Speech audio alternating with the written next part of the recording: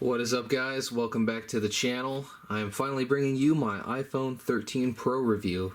I've had this guy since launch day in September, and I am pretty much ready to give you guys all of my thoughts about this wonderful, wonderful phone. So, the first thing I'd like to dive right into is, of course, the exterior design, because that's the first thing you're going to interact with when you get this phone. As you can see here, it is pretty much almost identical to last year's iPhone 12 Pro. It retains the same overall design as that phone, which I actually love, and I didn't expect to change because they had just overhauled it with the 12 Pro. But I really love this design because this is kind of, for me, it's kind of like a fusion between like the newer iPhones and the iPhone 5. And the iPhone 5 is one of the best designed iPhones as far as my opinion is concerned. I love the square edges and the flat sides. It looks really good. The only real small differences that you're going to notice is that the camera cluster at the top here is quite a bit bigger, which we'll get into in the camera section, and the buttons on the side of the phone have been shifted slightly lower on the body of the phone. Otherwise, it's pretty much identical to the 12 Pro. Now, we do have this new Sierra blue color, which I have here.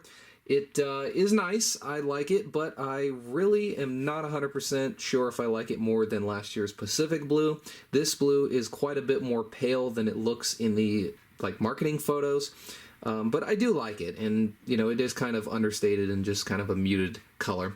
The band is a little bit more silver than the Pacific blue was last year. That the band on that phone was quite a bit darker than this, but there is a little bit of a blue tinge in it, and so that is pretty nice to see. So anyways, the design is really nice, and that is not a complaint that I have with this phone at all. Now, okay, the next thing we got to talk about is, of course, the screen. That is one of the biggest changes for me this year because we finally have 120 Hertz ProMotion on the iPhone. I have been waiting for this feature for many, many years. The iPads have had it. Other Android phones have gotten it over the past couple of years, and as soon as they came out with the iPad Pro back in 2017, I was dreaming about the day that the iPhone would get this feature, and we finally have it. Now, everything is just, it's so amazing. It was absolutely worth the wait, and everything you do on the phone, from even opening the settings app and scrolling through there to playing games on the phone and everything in between, just looks so buttery smooth, and it just feels so fluid. So it's so good, in fact, that this screen has absolutely ruined every other 60 Hertz display for me. So if I use my older iMac or any other computer or phone that does not have a high refresh display, it just looks super choppy. I had to buy 144 Hertz monitors for my Mac Pro that I use at home. I bought the new 14-inch MacBook Pro because of it. The bottom line, what I'm trying to say is this thing, the high refresh is so good that it's ruined everything else for me. Not only that, the nice thing is not only can this display go up to 120 Hertz, but this is an LTPO adaptive refresh display. And so not only can it reach 120 Hertz, it can actually scale all the way down to 10 Hertz, which saves power. So really, you're not really going to be seeing a lot more power draw from this display because it's not always going to be peaking at 120 Hertz, only when the phone deems it necessary. So that is pretty cool. Also, another big thing with the display is the notch is 20 Hertz smaller, or 20 Hertz, see? The notch is 20% smaller than last year, which some people are like, yeah, what's the big deal about that? But me personally, I think this is a pretty big step in the right direction aesthetically. I think it looks a lot better. So that is nice to see as well. They have moved the earpiece all the way to the top edge of the phone, and they were able to shrink the Face ID hardware, so that is how they were able to shrink the notch. Unfortunately, they haven't done anything with these horns up here. You still can't see your battery percentage or anything extra like that, so that is not any different. It's just everything is a little bit more spaced out. So would have been nice to see the battery percentage make a comeback without having to swipe into Control Center, but it is what it is. The other things about the screen, the max brightness is now 1000 nits compared to 800 with the 12 Pro, although I do believe you have to have automatic brightness enabled to hit that, otherwise it's just going to hit 800 when you max out the brightness in the settings. But either way, the screen is brighter this year, which is great for outdoor use. Something I've also noticed with the screen is that the touch layer, or the touch input, seems to be more sensitive, and I did some more research, and there actually may be a reason for that. They have been able to integrate the digitizer or the touch layer directly into the display glass this time, instead of having it be an extra layer of the screen. So that might be the reason, but either way, it seems like touch on this screen is a little bit more sensitive. I can just barely tap the screen and it will, respond. So that is actually pretty nice to see. But all in all, like I've been trying to say, that's probably somewhat haphazardly, this screen is absolutely amazing. I think if you're going to buy this phone, the screen is the biggest thing you're going to notice as for improvement wise, and I absolutely love it. So moving on from there, I'd like to talk about performance with this phone. We are running the Apple A15 Bionic. It's still a 6-core with 2 performance and 4 efficiency cores. It's running at about 3.2 gigahertz, so that's a little bit better on the faster cores, and then the efficiency cores are running at 2 gigahertz, so got a little bit of a clock speed bump compared to last year's phone. We still have 6 gigs of RAM, although I do believe it is the LPDDR5, so that is pretty cool. The raw CPU performance seems to be 10 to 15% better than last year's A14, according to benchmarks. Of course, benchmarks don't really tell the whole story. Using the phone actually will. So that's pretty nice. But the iPhone Pro models, the 13 Pro, compared to the regular 13s, get a more powerful 5-core GPU, and that is supposedly the biggest difference that you're going to notice with this new SoC. Of course, that's always nice to have, running these very high refresh animations and such with the display. There is no choppiness or lagginess that I've noticed with this phone. It performs absolutely perfectly pretty much all the time. Something also that's nice is we now have the newer Qualcomm X60 5G modem, which is a lot more power efficient than last year's X55. And something also nice with it is it can also connect to both the sub-6 gigahertz and the millimeter wave network simultaneously, unlike the X55 where it had to switch between them. And pretty much all that's going to mean for you day to day is you're just going to get better cell coverage, which is always nice to see. Of course, like I've been saying, the phone does feel super snappy, as we can expect. I don't have any complaints with performance. It's a brand new iPhone. It feels like a brand new iPhone, and chances are it's probably going to stay that way. So performance on this phone is incredible. Moving on to the iOS 15 update. Now, this is a pretty small one. It's pretty unexciting compared to, say, iOS 13, which we got a couple of years ago.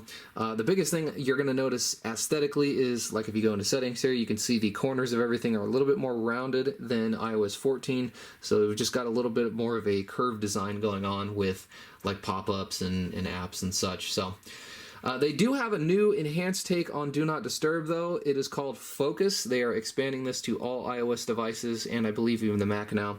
So it's basically just an enhanced Do Not Disturb. So not only do you have your Do Not Disturb section here, which has been improved, you can set different automations. You can have it come on at different times on different days, which is something that Androids had for a while, but it's nice to finally have it on the iPhone. You can whitelist certain apps or people, and that is just really nice. And you also have a couple of other preset modes here for, sleeping time, work, and another custom mode. I believe you can add more too. So yeah, there's a plus button up there. So this is pretty nice to see. Do Not Disturb worked great for the past decade or however long we've had it, but this is a nice improvement.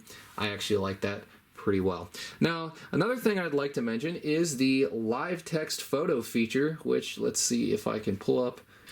So I just took a picture of this calendar on my wall, and if we go to it, we can see that the phone actually recognizes text in a photo now, kind of like Google Lens, but it's nice to have this built-in functionality. So if you can see this little icon right here, that means it's detected text in the image, and then I can just go ahead and tap on this, and I can copy January out of the photo, and I can go over here to my notes, and then we can create a new note, and I can paste January right in there. So that is a super nice feature. Again, it's kind of like Google, or I don't know if it's called Google Lens, but I know Androids had that feature as well. But that's beside the point. That's a nice feature to see. Really like it. The other thing I'd like to mention is the weather app, which I can't actually... Okay, I guess I'll just disable airplane mode so I can show you. But if we go in here, the weather app is vastly improved compared to last year. So very nice. I believe Apple acquired some weather app before, but this is a lot nicer. It actually gives you like a precipitation map and stuff like that. It's much, much better. So I say if you're going to upgrade, those are the 3 major bullet points that you're going to notice that are a lot better. So all in all, iOS 15 is okay, but it's not super exciting. Moving on, I'd like to talk about the cameras, because that is a pretty large update this year as well. As you can see, this camera system is quite a bit bigger than last year, and it's been improved, as we can say. All three cameras are still 12 megapixels, so that's no different there. So you got your wide, your ultra wide, and your telephoto lens. Or maybe it might be wide, ultra-wide telephoto. I'm not 100% sure, to be honest. But the wide primary camera now has sensor shift stabilization, kind of like the 12 Pro Max did last year. And this extends to all iPhone 13 models. So what that basically means is you're just going to get better image stabilization with your photos. So that's great. The telephoto lens now has 3x optical zoom instead of 2x. So that's a nice thing to have. I know some people don't always use the telephoto lens, but if I'm taking pictures of something far away, it's nice to have, so that's a great feature. And we now also have night mode available on all three sensors, which was not available in the past. The ultra-wide camera now has a new party trick in which you can take macro photos. So I can go ahead and open the camera here. I will go ahead and pull over this fake plant for demonstration. So when you move in to the plant, you can see it changes focus here, and I can get really close up and take pretty decent photos. So if we pull this up here, you can see that you can focus on very close-up subjects now. Kind of a nice feature. There is a toggle in the newest iOS update to go ahead and turn the automatic switching off, because some people would notice that when they're moving in and out with a photo, the camera would kind of glitch back and forth between the two sensors. But I've heard that if you turn it off, the macro photography doesn't work as well as it should. So unfortunately, that's just kind of the way it is. But bottom line, that's a cool feature. I like having that. The biggest differences I noticed with the photos are the better low light performance and better dynamic range. So you're just going to see a lot nicer photos. I'll go ahead and pull up a couple of photos while I'm talking right now, but this phone takes very excellent photos, and I'm pretty darn happy with it.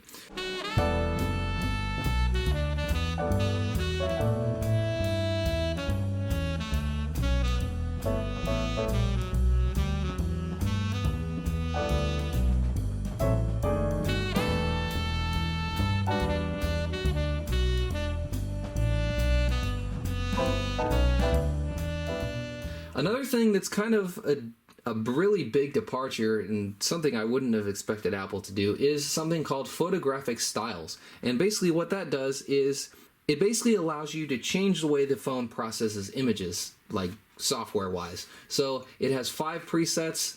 Let me see if I can actually find it here in the settings. Yeah, here we go. So we have 5 different presets for your photos. So I'll go ahead and put this case in here, and it basically just changes the way it processes color, temperature, and saturation and all that stuff. So basically what that means for you is if you want your phone to take pictures like a Samsung Galaxy or a Pixel, you can now permanently set that in the options. There are 5 presets, but there's also a custom option to where you can tweak it however you like.